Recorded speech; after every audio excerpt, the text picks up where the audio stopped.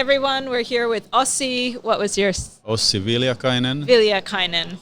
And I am actually born in India, which is, I think, the center of Ayurveda or the land of Ayurveda. And now I'm all the way in Finland to learn about Ayurveda, which I actually don't know anything about. Oh, that's interesting. What was your speech about today here at the Biohacker Summit? So it was about Ayurveda, the mother of all biohacking. Okay, so back to the basics of nature. Yes. What's Ayurveda 101? So Ayurveda is science of life. The word Ayu means life and Veda means science. So Ayurveda is science of life. Similarly as biology, bios is nature and logos is logic or knowledge. So biology is science of nature and Ayurveda is science of life. Very cool.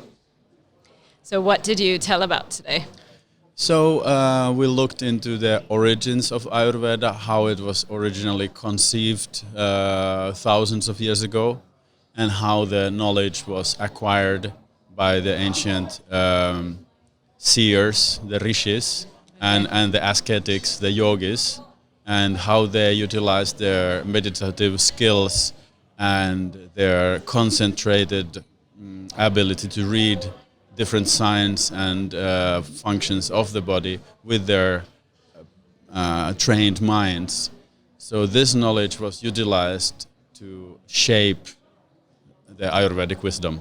Very interesting. I want to bring this a little bit like down to earth. So most of us are around the world. There's thousands of people watching this and on lockdown, and probably the people in the biohacking space, they kind of already know about this stuff. But what about people who don't know anything? Chances are they're the ones who need Ayurveda the most. Do you have some top tips of how to start incorporating this healthy living into daily life? Right. So Ayurveda Ayurveda is all about balance. Balance. When the body is in balance, the bodily functions are in balance. When the sleep pattern is in balance, when eating habits are balanced, then the body is likely to be in balance. Okay. But then when our diet goes out of balance, our day rhythm goes out of balance, we go to sleep whenever, we wake up whenever, then it will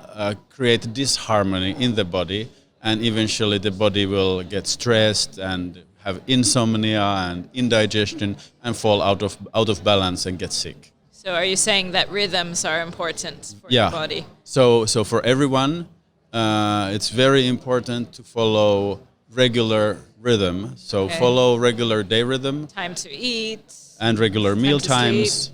Yeah, and go to bed early, get up early, exercise regularly. So that's a real thing, that it's more healthy to go to sleep early. Yeah. What is observed that most of the people who have sleeping problems, they tend to go to bed very late, like at midnight or 1 a.m., and then their sleep quality gets affected. Interesting. And then they wake up in the morning like 8, 9, 10, and then they complain that they're tired all the day, and so forth. That's the really interesting thing about human nature. We've got all these problems, and the answer is really simple, but we'd rather, buy a new device or go to a course or buy an expensive something to help us sleep better, when really you're saying that if you have problems sleeping, just go to bed early or on time, and that will improve your sleep drastically. The best time to go to bed is just by 10 p.m. 10 p.m. All right. Children, get to bed on time.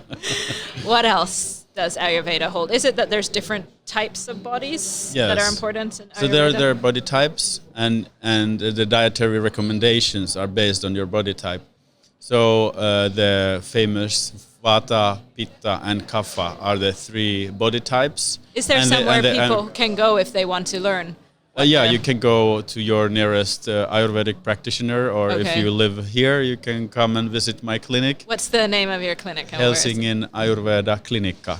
Helsinki Ayurveda Clinic. Okay, it's in Helsinki, in the capital region. Is there a way to find that out online, or you have to visit a practitioner to know?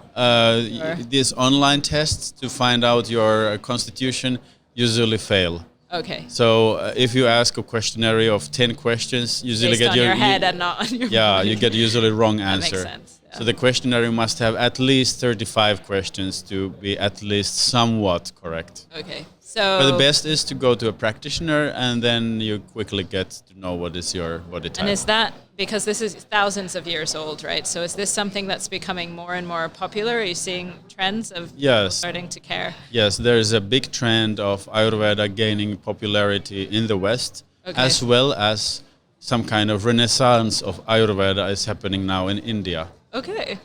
That's really interesting because I lived there many years and I don't personally know any Indians who do yoga or practice Ayurveda, but maybe it's more part of daily life, like cultures and traditions. So they don't Yes. think of it as separate from themselves. It's just like, okay, if you get sick, you eat this, or you sleep at this time, or Yes, exactly. it becomes. And I suppose almost every Indian family will have triphala in their kitchen. What is that? It's 3 fruits, 3 phala. Phala means fruit, and 3 is 3. Okay. 3 fruits, powder of 3 fruits. Yes. And it's a simple, safe laxative and a detox So substance. they eat that. They take 1 teaspoon of that stuff.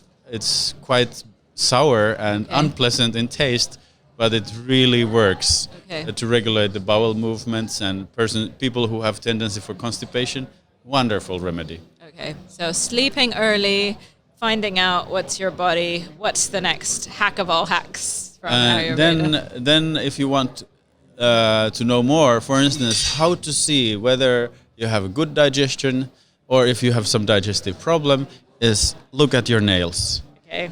The base of the nail has this little crescent-shaped round thing there called Yes. lunula. And if the lunula is strong in every finger, Yeah. then your digestion is good. If it's missing from all the fingers, Okay.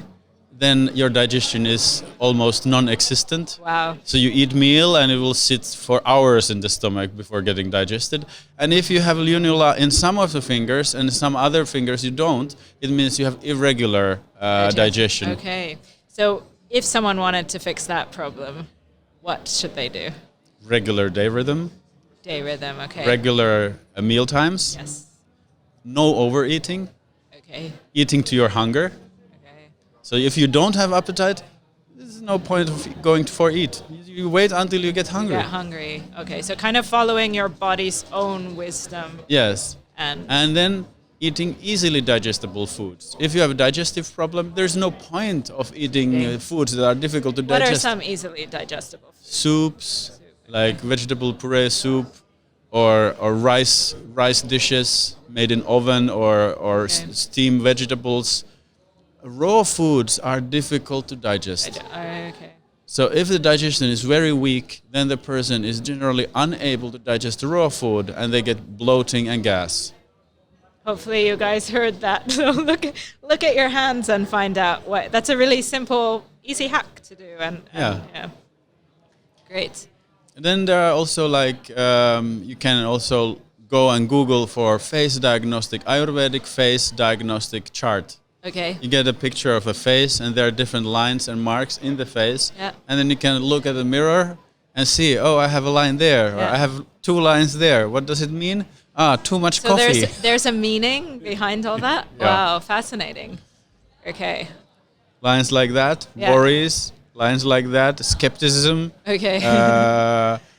Line there, weak prostate.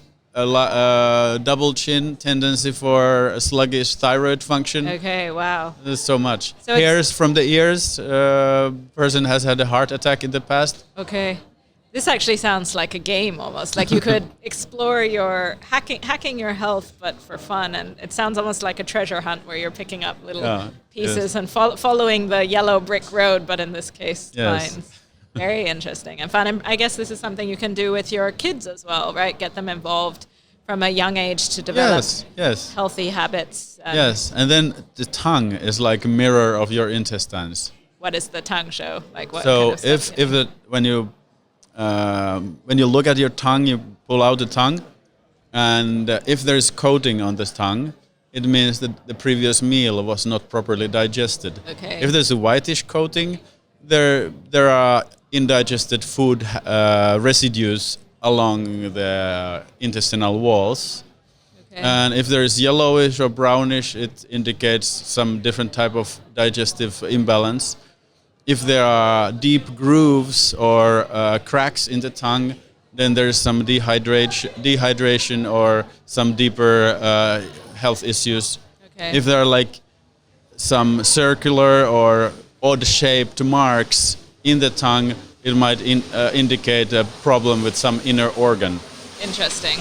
And what is the response been to this new kind of way? Because normally if we're ill, we go to the doctor and they sort of give us some medicine and treat the symptoms rather than the cause. What has the response been for you? So in Ayurveda, if the imbalance is small, for small imbalances, you try to find what is your constitution type, and then you can read from different sources Ayurvedic tips and tricks for small problems. Okay. But if you have a disease, diagnosed disease or chronic disease, and then you want to get help for balancing your body and helping it to heal so that you wouldn't have this disease anymore, then it's better to visit Ayurvedic practitioner and get a comprehensive health plan, how to reverse the condition and step by step come back to health. And probably the kind of holy, like the ultimate is somewhere using the wisdom of all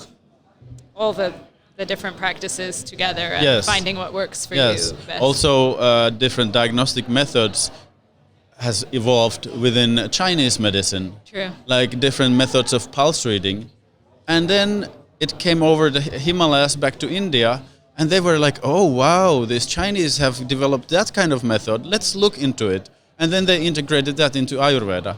And vice versa, some other methods from Ayurveda went to Chinese side, and they integrated within their system. Okay. Do you have a website if people want to learn? Yes, I have a website, Helsingin Ayurveda Klinikka.fi. Ayurveda Klinikka. Don't worry. Yeah, for Ayurveda- everyone in Finland, you can probably spell Yeah, those I'm words. sorry, no problem. I don't have English Yeah, English but for website at those the who moment. are not Finnish, I guess they can just Google and find a couple of these Yes, tricks yes, and tips. yes. Great. Thank you so much for being with us here today at the Biohacker Summit.